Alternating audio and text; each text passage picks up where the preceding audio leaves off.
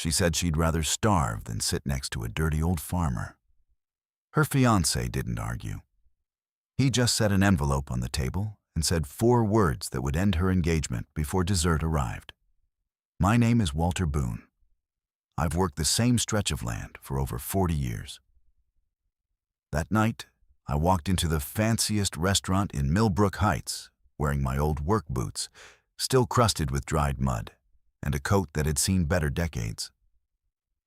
I didn't dress that way by accident. I wanted to see who my son was really about to marry. Nathaniel spotted me first. He jumped up, grinning, and pulled me into a hug so tight it nearly knocked the wind out of me. For a moment, everything felt fine. Then I saw her. Priscilla stood beside him in a shimmering emerald dress, diamonds catching the chandelier light.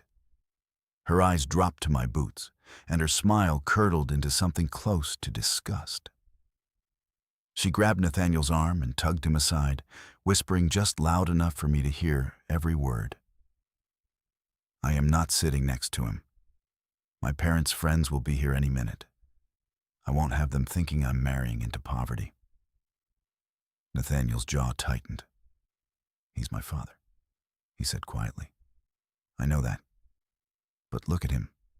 He looks like he wandered in from a barn. I stood there, hands folded. The same hands that had worked 16-hour days so my son could go to college. I wasn't angry, just tired, in a way that settled deep in my chest. Priscilla had no idea that the dirty old farmer she was so ashamed of actually owned the land the restaurant sat on. Nathaniel didn't defend me out loud. Instead, he reached into his jacket and placed a thick envelope on the white tablecloth. I was ready for this, he told her, calm as still water. She smiled, thinking he was about to send me to some back table. She had no idea what was actually inside that envelope. She had me seated by the kitchen door, next to the smell of dish soap and clattering trays. I didn't protest. I wanted to watch this play out. Her mother, Margaret, arrived next, dripping in furs, and asked loudly if I was the vegetable delivery man. When Priscilla corrected her, Margaret only sniffed and said, "As long as everyone knows their place." Back at the table, Priscilla turned businesslike fast. "Who inherits your father's farm after the wedding?" she asked Nathaniel, twirling her wine glass like the question cost nothing. I walked over myself. "I'm still very much alive, Miss Hale," I said. She didn't even blink. That old farm barely turns a profit. Maybe it's time to sell. 3 weeks earlier, Nathaniel had overheard her on the phone telling a friend she planned to talk him into selling my land right after the wedding. I told him not to jump to conclusions. "Give her the chance to reveal herself," I said, "when she doesn't know we're watching." She revealed plenty. When I mentioned, as a test, that the farm was in debt and I might need Nathaniel to help cover a loan, Priscilla snapped at him immediately. "Don't you dare take on his debt. Set a boundary." That was the moment I knew for certain. Then her father, Desmond, walked in with 3 business partners, and Priscilla's whole demeanor shifted to honey. She introduced me as owner of a cute little hobby farm, clearly hoping to charm the room. When I tried answering a question about what we grew, she cut me off and demanded the restaurant staff move me somewhere less visible. The manager, a woman named Odessa, refused. "Mr. Boone sits where he pleases," she said, and something in Priscilla's confidence cracked. Cornered, Priscilla gave Nathaniel an ultimatum in front of everyone. Choose her, or choose his father. Nathaniel stood, opened the envelope, and handed it to her without a word. Inside were transcripts, recorded calls where she'd told her friend she'd divorce him in 3 years and walk away with half his assets, and detailed research into my farm's total value. Her face went white. Her mother snatched the papers, read 3 lines, and dropped her handbag.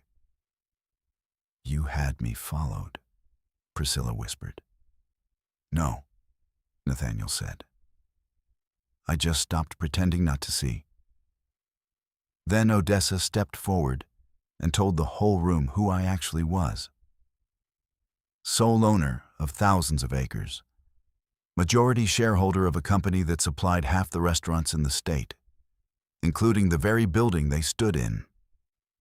She added that years ago, when her own family lost everything, I'd given her father work and paid her way through college. The room went silent. Priscilla realized every fork, every glass, every polished floor around her belonged, in some way, to the man she'd refused to sit beside. Desmond, it turned out, had come that night hoping to sign a multi-million-dollar supply contract with my company. He hadn't known who I was until that moment. I looked at him and told him plainly that a man who stayed silent while his daughter humiliated someone wasn't a man I wanted to do business with. I walked away from the deal. Nathaniel asked for his mother's ring back. Priscilla cried, insisting she loved him. He told her, gently but firmly, that she'd love the life she assumed he had, not the father who built it for him.